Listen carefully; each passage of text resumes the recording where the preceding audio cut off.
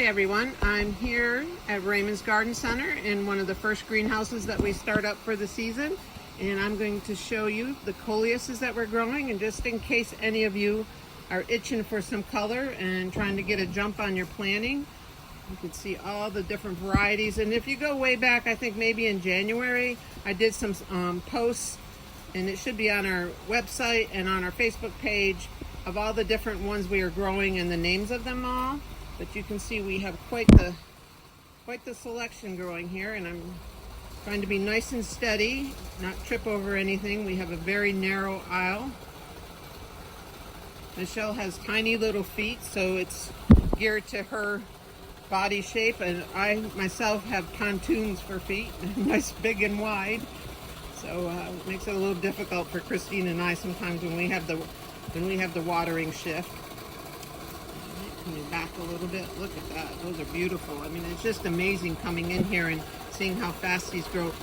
Most of these have been pinched once, and we try to pinch them either once or twice during the season, and we haven't fertilized these yet.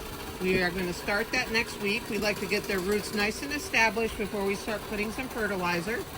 And I'm going to be coming into a batch now that I need to pinch back. I haven't done a few of these yet, so you'll see them. And Michelle just finished watering this morning, so you can see that one right there is a little floppy. And look at those. They're nice and full.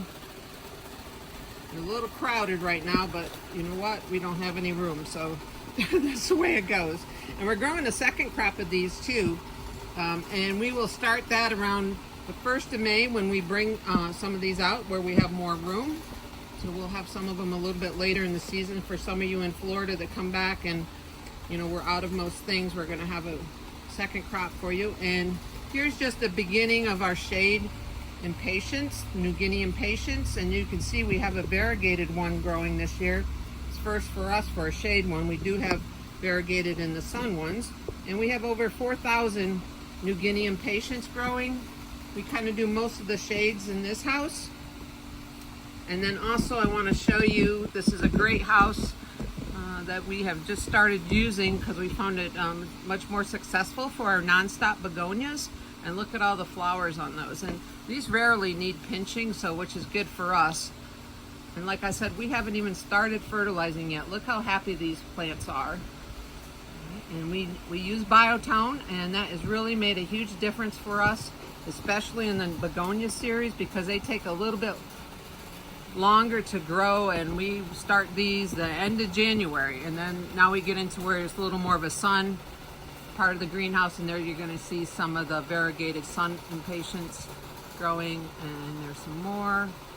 And then coming here, these are the illumination begonias. Look at the beautiful yellows on them.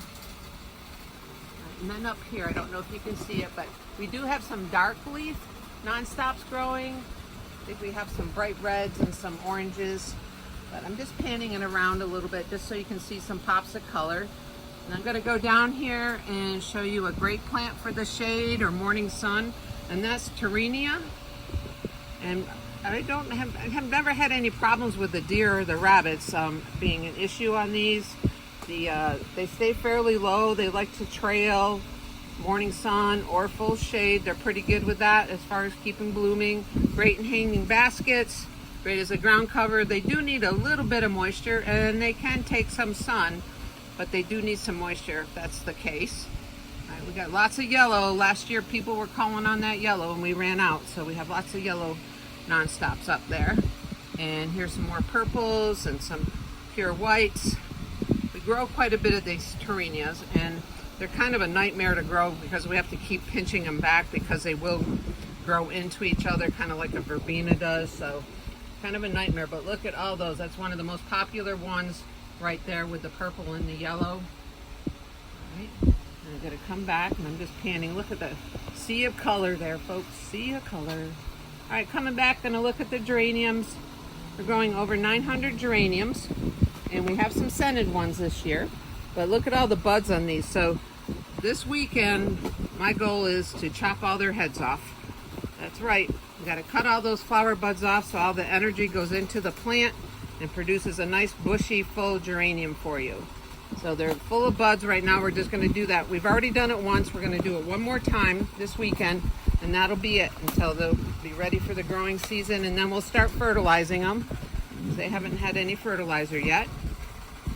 We do a light liquid fertilizer, not too heavy, and then when we bring them out for retail, we do that once a week. We don't do that every watering. We do it once a week, and then we will bring them out to retail, and then we put a slow release Osmocote type fertilizer on them, which is usually good for about 90 days once it warms up. All right, as you can see, we use every available space. Those are shade New Guineas under there. Oh, almost lost it. Coming through. More geraniums, every colors. We even have a couple new ones coming on this year, new varieties. All right, coming through, and I'm going to show you the variegated ones. Always popular. There you go. It's a great color, leaf color for a real hot pot instead of a Coleus where it doesn't need as much water. And then we have some of our mixed sun hanging baskets because we're down in the sunnier area of the greenhouse right now. All right, more variegation. And then we have back here pentas. We start a batch early in the season. It's my favorite, one of my favorite sun perennials, or excuse me, sun annuals. The bees and butterflies love it. It's called the butterfly plant. We have that in 2 or 3 different colors. Then the scavola, another one of my favorite. The animals don't usually touch these. All right, and there's one of our scented geraniums, and we're growing 3 other varieties. So that's it for this house. I'll give you another video on our hot sunny house with all our 10-inch hanging baskets that love the heat.